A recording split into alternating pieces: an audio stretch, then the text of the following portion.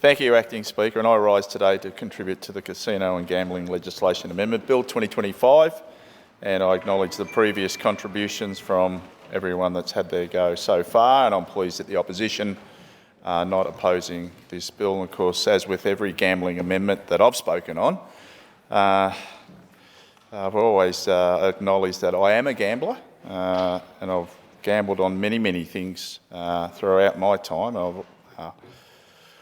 I've always been a gambler and probably will be for the rest of my life. And I'm sure the bookies and the tab and that will be very happy with that, let me tell you. So, let alone my mates at the football club and every other club that I bet on. So, I'm not a big gambler on pokies though. Most times if I play the poker, it's only because I just want to have another drink. But they're there just to amuse me while I am drinking sometimes. But I don't do it very often, so... but it's good, but I always stay within my limits, let me say, and I always do it just in fun. I don't believe I have an addiction. I hope I don't. But of course, it's not always the way with some people, and we've certainly got to protect many people in our community. And I should say in the local government area of Melton, I think the gambling losses amounted to about $82 million in the previous financial year compared to the one before, which is about $51 million. So there was a massive increase of gambling losses in the Melton LGA, well, each year, but in particular over the last year. And it's probably just an indication of people becoming quite desperate with the cost of living and trying to gamble their way out of trouble, which never ever works, unfortunately. And you know, it's not just the financial issues with gambling, it's also the issue of, you know, as I say, the addiction, which leads to mental stress, family issues, breakdown of families, and even leads to, unfortunately, some people either threatening or being successful in taking their lives. And I think from the period of 2009 to 2016, 4.2% of suicides were linked directly to gambling, which was about 184 cases that were directly linked to gambling causes. It's ironic that yesterday we had Victorian racing in here yesterday, and a couple of beautiful horses, beautiful thoroughbreds, one that had won the Caulfield Cup and another one that had won the Melbourne Cup. Magnificent animals. And then after that there was an event in the South Library talking about the racing carnival, the spring racing carnival, and the launch of the spring racing carnival. I know many members that are in here were there yesterday enjoying themselves, trying to get a tip for the spring racing carnival. And we heard from that, which is one of the great events here in Victoria, and it delivers an economic windfall of about $3.1 billion to the state. There's 25,000 jobs within the racing industry.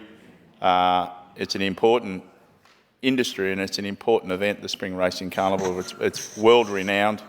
And again, these are some of the benefits of gambling, but also we've got to be cautious about the detriments of gambling and trying to protect people from becoming addicted.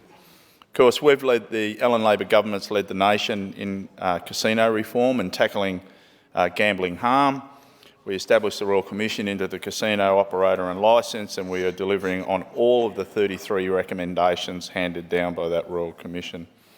The Casino and Gambling Legislation Amendment Bill 2025 amends the Casino Control Act 1991 to support the implementation of recommendations from the Royal Commission into the casino operator and licence, and to ensure that our Victorian Gambling and Casino Control Commission has the powers, the appropriate powers it needs to hold Crown Melbourne to account. And clearly it needs to be held to account. They've made a few errors through the way, and surely they need to be accountable for some of the things that were going on down there. This bill also amends the Gambling Regulation Act 2003 and to support balanced gaming machine ownership across the state, and to make it easier for community clubs that want to step back from the pokies business to do so. And there's many of those clubs that thought that the pokies were going to be the greatest things for them in regard to financial benefit. And in some cases, it hasn't worked out. In particular, some of our sports clubs, our local sports clubs, that were relying on the revenue from gaming machines, and it just hasn't worked out for them in some cases, and they've certainly stepped back from that. And I know that a number of those clubs, in particular football clubs and golf clubs, that have really moved away from the gaming machines. Of course, following the Royal Commission, the government established the Victorian Gambling and Casino Control Commission as a regulator, and that was focused solely on the gambling industry. And carded play has been in place at Crown since the end of 2023 on all electronic gaming machines, and will be extended to electronic table games this year.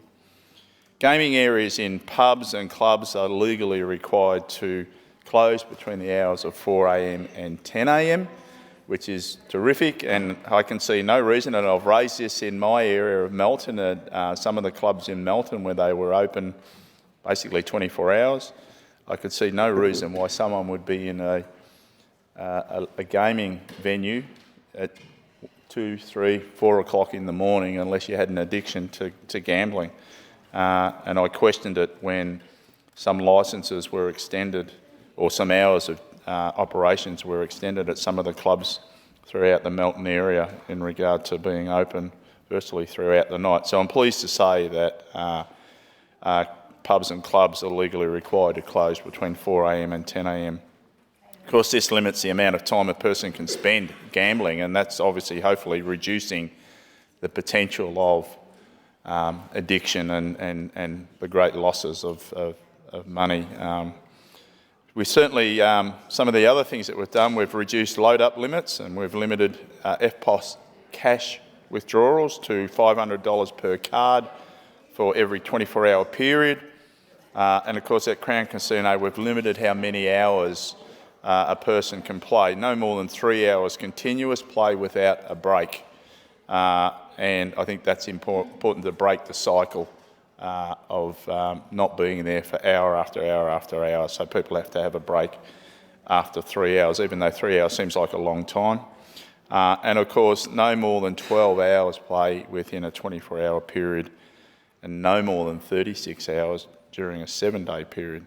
And of course, this again is primarily about protecting people in regard to gambling and gambling addiction, and being captured by those, whether it be machines or whether it be tables, but certainly the machines. And they are addictive, there's no doubt about that. The technology is addictive. Of course, Crown Melbourne is working towards delivering its commitments under the Melbourne Transformation Plan, and a program over 100 initiatives focusing on improved compliance, operations, customer experience, gambling harm and investment over the coming years, and to incentivise Crown Melbourne to continue its transformation and deter against any delays. So the bill ensures that non-compliance with a direction issued by the regulator that relates to Melbourne Transformation Plan can be met with specific and strong disciplinary action in the form of an additional fine not exceeding $1 million for every day of non-compliance.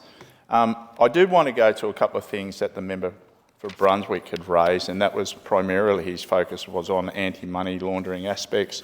And I've got to say that Crown must comply with Anti-Money Laundering and Counter-Terrorism Financing Act 2006, which is enforced by AUSTRAC. There is already an existing limit on the amount of cash the casino operator may pay to a person in a single transaction of up to $1,000. Amounts above this must be paid by EFT or cheque, and the casino operator can make multiple payments of up to $1,000 to a person in a day. And of course, mandatory carded play on EGMs, pokies at Crown since 2023. And of course, we've reduced the load-up limits, as I already previously said, which was lowered from $2,000 to $1,000. That was done back in 2023. And again, that reduces the amount of cash that can be inserted into a gaming machine. And of course, single patron bank accounts are another aspect of issues that have been raised. This is an important bill. It's about protecting people, and I commend the bill to the House.